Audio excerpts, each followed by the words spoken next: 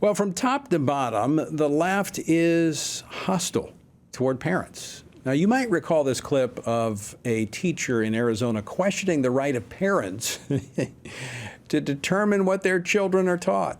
I have a master's degree because when I got certified, I was told I had to have a master's degree to be an Arizona certified teacher. We all have advanced degrees. What do the parents have? Are we vetting the backgrounds of our parents? Are we allowing the parents to choose the curriculum and the books that our children are going to read? I think that it's a mistake. That is real. That is Alicia Messing, again, out in Arizona. But, you know, that attitude in the classroom it really shouldn't surprise us when we see the White House creating an FBI task force to track down parents involved in education, speaking out against the indoctrination in their children. And you have Secretary of Education Miguel Cardona saying this on Friday. I respect differences of opinions. I don't have too much respect for people that are misbehaving in public and then acting as if they know what's right for kids. Misbehaving? Maybe that should be challenging the indoctrination? Well, joining me now with her reaction is Meg Kilgannon, Senior Fellow for Education Studies here at the Family Research Council. She served in the Department of Education during the Trump administration. Meg, welcome back to the program. Great to be here, Tony. Two great clips, huh? Wow, it's what parents always hear and feel when they're trying to engage with their children's schools. Unfortunately, but think about it for a moment. Should we be surprised that that's the attitude in the classroom when that is the attitude of the Secretary of Education? Right. I mean, in the clip he says, people, but we know he really is talking about parents. But there were other people who were misbehaving in public during the COVID pandemic when school districts wanted to open schools again, particularly in North Carolina. There was one notorious incident where the teachers union in one county sort of terrorized the superintendent's home of another county because the other county was going to open up schools. And that was the footage that you saw with the hearses and the coffins. I mean, that was misbehavior. He's trying to imply that all the misbehavior is on the side of the parents or on the side of the right, but we know that the left has their own misbehavior to deal with. Meg, it would suggest to me that parents have touched a nerve with the left. I think so. I think the fact that he doesn't use the word parents tells you exactly the kind of power that parents have and the influence that he knows parents have and rightly have, the legitimacy of their authority, and the fact that he can't even directly attack that. Now, I said this before.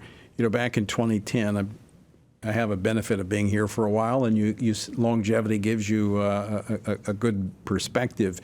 We had the Tea Party back in 2009, 2010 election.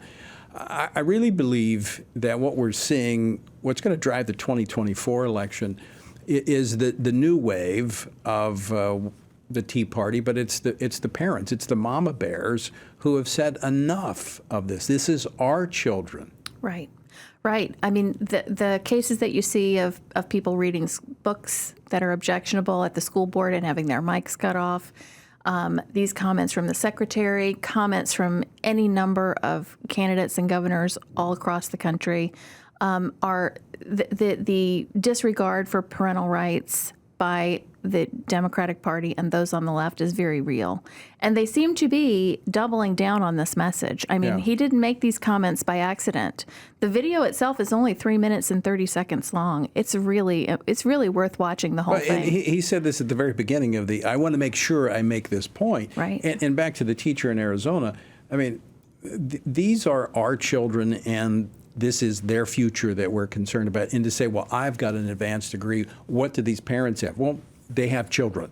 Right. These are their children. They have the right. They've been given the authority by God. They don't need you to sign off on or some institution of higher learning to give them a certificate to say they're qualified to determine what their children are taught. Exactly. When these kind of clips come to light, it's almost gratifying in a way because this is parents. We feel this in the attitude so often from the elected officials that we try to engage with, and we always try civilly. That's not, we're usually not the ones that are creating the problem, but we're responding to something.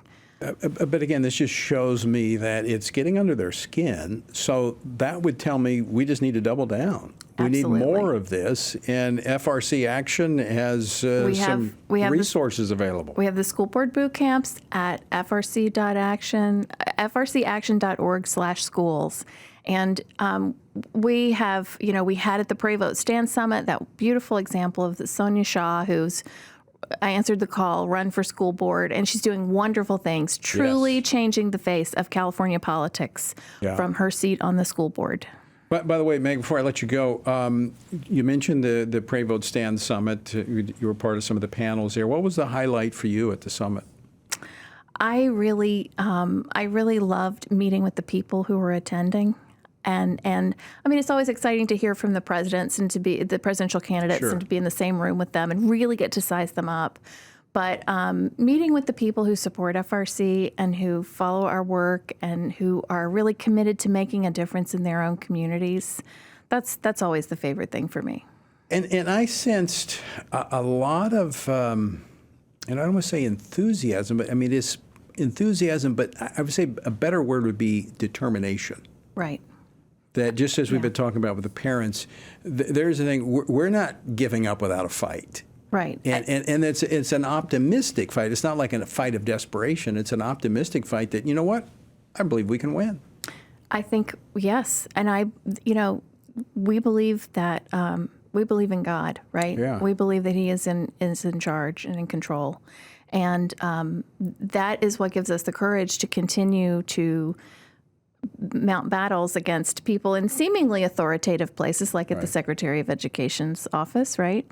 But he can say what he says, but we know what is true, that our children are given to us by God for us to form and to grow, teach them to grow to follow God. And we know how to rattle those cages up there at those high places. Absolutely. Meg Kilgannon, always great to talk with you. Great to be here. Thanks so much for joining us today. Thanks.